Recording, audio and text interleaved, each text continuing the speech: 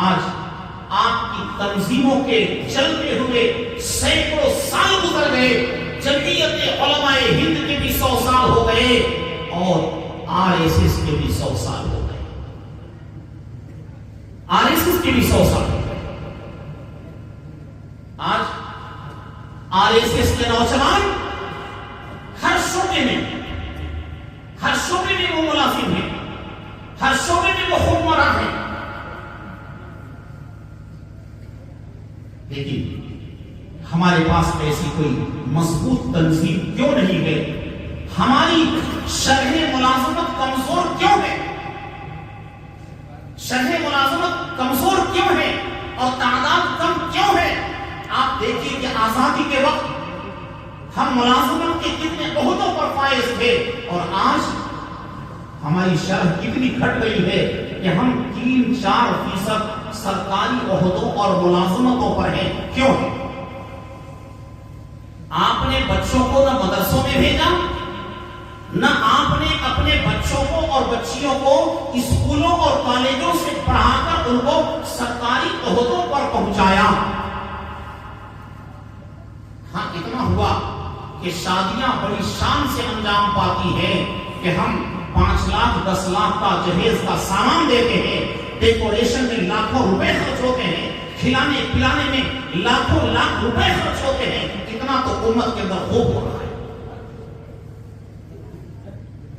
ان خرافات کو اگر آپ نے مل کر کے کم نہیں کیا، نہ سمجھو گے تو مٹ جاؤ گے۔ اے ہندی مسلمانوں، تمہاری داستان تک نہ ہوگی داستانوں میں۔ تم نے دین اسلام کو باپ کا دین سمجھ رکھا ہے، یہ تمہارے باپ کا دین ہے، جیسے چاہو ویسی نمازیں پڑھو، جیسے چاہو ویسا روزہ رکھو، جیسی چاہو ویسی شادیاں کرو، جیسی چاہو ویسی تقریب کرو۔ نہیں، ہرگز نہیں۔ ایک خان صاحب نے راستے میں دیکھا کہ ایک بنیا قبلہ کی طرف منہ کر کے پیشاب کر رہا ہے۔ خان صاحب کو تاؤ آ گیا، کہا کہ ارے وہ بنیا، تو ہمارے قبلہ کی طرف ہو کر کے کیوں مود رہا ہے؟ یہی لفظ استعمال کیا، یہ اس کا شبد بول رہا ہوں، ارے بنیا تو ہمارے قبلہ کی طرف منہ کر کے کیوں مود رہا ہے؟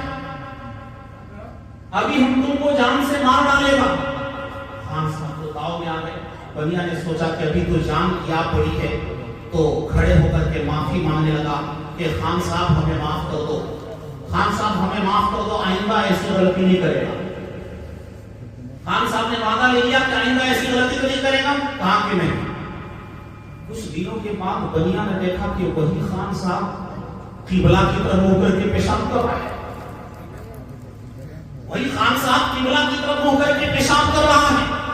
بنیا نے کہا وہ خان صاحب، تم نے ہمیں کچھ دنوں پہلے منع کیا تھا کہ ہمارے قبلہ کی طرف منہ کر کے تو پیشاب کر رہا ہے، اور آج خود تم اپنے قبلہ کی طرف منہ کر کے پیشاب کر رہے ہو۔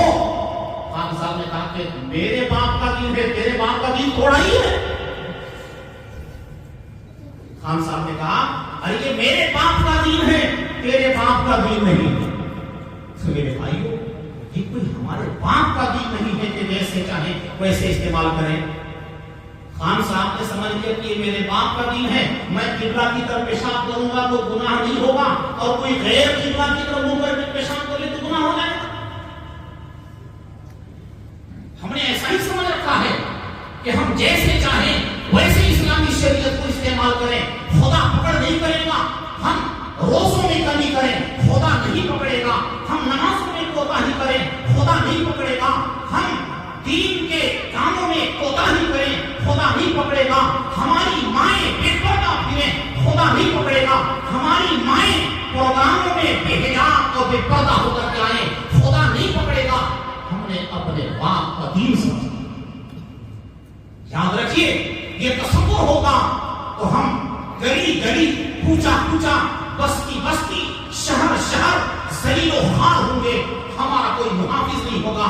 عذاب الہی عموم کے ساتھ آنے لگے گا، ابھی تو خصوص کے ساتھ آ رہا ہے۔ عذاب الہی عام ہونے کا وقت ہے۔ بھائیوں اور بزرگوں، عہد کیجئے کہ ہمیں اپنے معاشرے کو संभालना है, बचाना है। हमारी माओं का मुआशरा कैसे बनेगा, हमारी नौजवान बेटियों का मुआशरा कैसे बनेगा। ये शादियों की फजूल खर्चियां आप कम करें, बैतुल माल कायम करें,